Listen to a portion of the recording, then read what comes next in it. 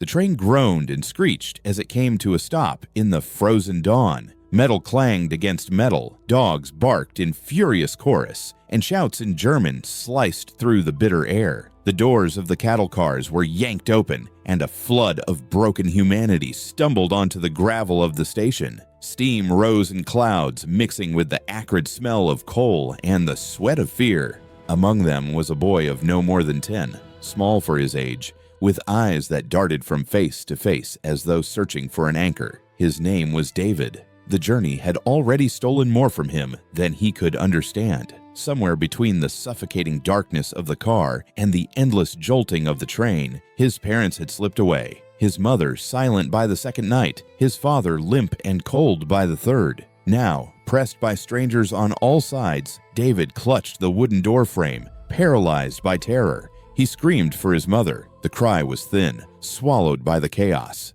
No one answered. A hand gripped his shoulder, strong, firm, but not cruel. David turned to see a man in his 40s, his face gaunt, with dark eyes that still held a flicker of calm. His coat was torn at the sleeve, his shoes patched, but he carried himself with a strange steadiness. He bent down, his mouth close to David's ear, and whispered with urgency, "Stay quiet.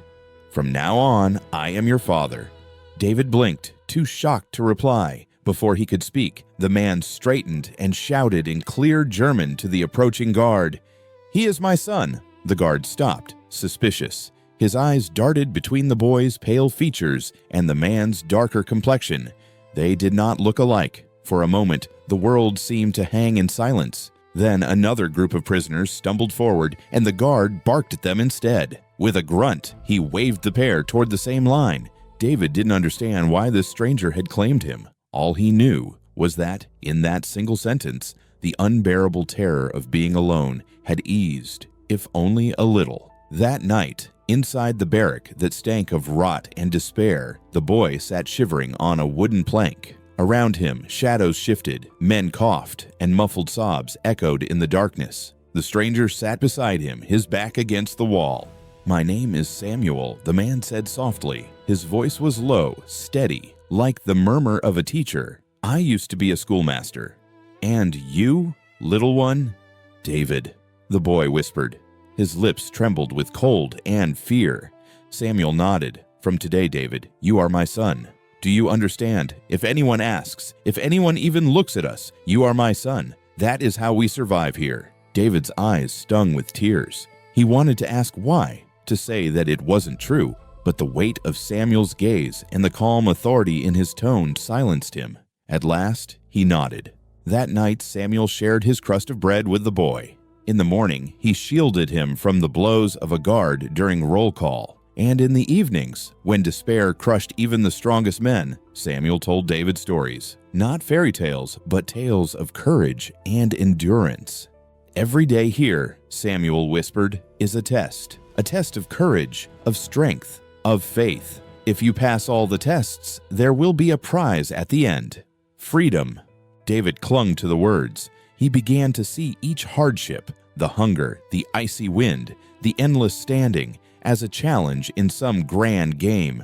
When his legs trembled during roll call, he bit his lip and told himself, "This is the test of courage." When hunger gnawed at his belly, he whispered, "This is the test of patience." The game saved him, and Samuel, in saving David, found something to keep his own spirit alive. Days blurred into weeks. In the camp, time lost meaning. Yet within the bleak routine, a fragile rhythm formed between the man and the boy.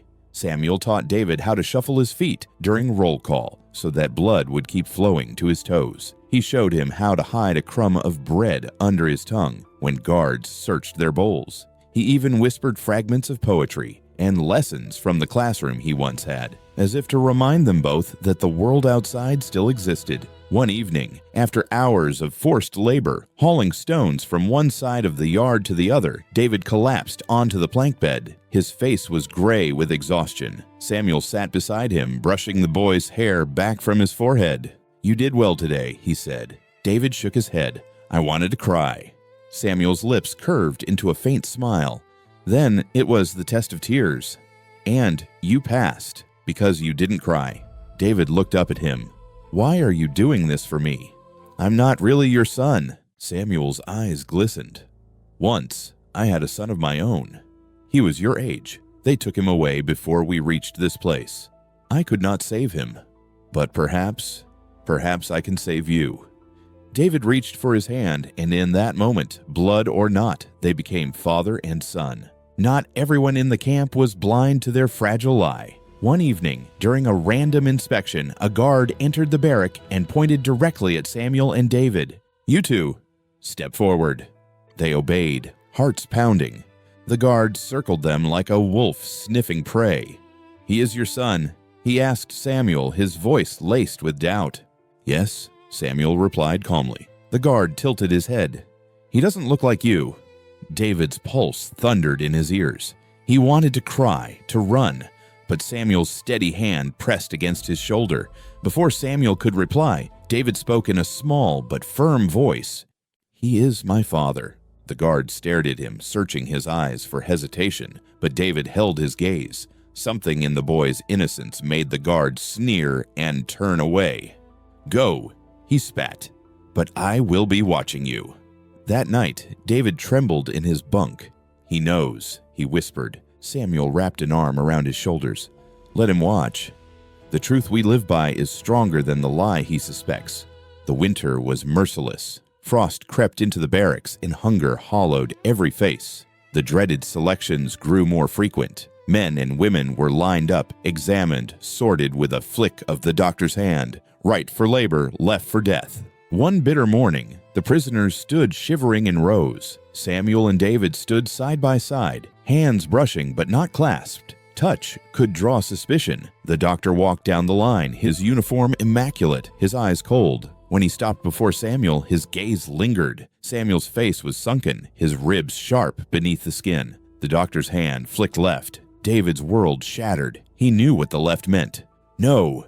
he cried out, breaking the unspoken rule of silence. He clutched Samuel's arm with desperate strength. "He's my father!" The guard raised his whip, but Samuel dropped to his knees, cupping David's face with trembling hands. His voice was urgent, but gentle. "Listen to me, David. You have passed every test. You are stronger than anyone here. Now comes the final test, to live without me." Tears streamed down the boy's face. "I don't want to. I can't." Samuel pressed his forehead to David's.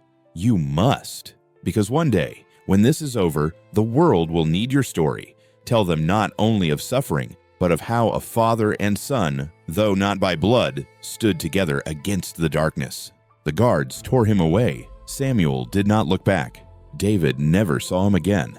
The days after Samuel's departure were a blur of numb survival. David felt hollow, his chest aching with grief, yet Samuel's words echoed within him. The final test. He forced himself to stand straight at roll call. He forced himself to eat every crumb, no matter how tasteless. He forced himself to endure. When others despaired, David whispered Samuel's stories to them, the tales of secret tests, of hidden prizes, of courage disguised as games. The men listened, their eyes softening. Somehow, the boys' borrowed strength gave them a spark of their own.